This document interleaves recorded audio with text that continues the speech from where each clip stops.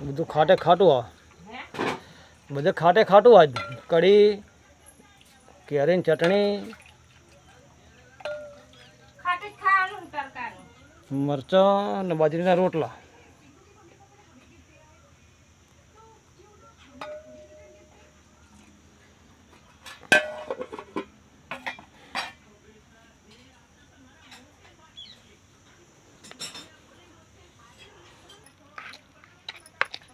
કેરીની ચટણી બનાવી, મરચાં બનાવ્યા, કઢી બનાવી ને હવે આ થોડોક ગોળ નાખવાનો, શેકી નાખી. પહેલાં કેરી શેકવાની, પછી લસણ સોલવાનું, જીરું વાટવાનું, પછી મેં બધું નાખી ને હવે થોડોક ગોળ નાખવાનો એટલે આપણને ઘર ચતરી ના લાગે, એટલે વિટામિન સારા મળે. પછી લુખ્ખસ આવીને ખવડાવવાની.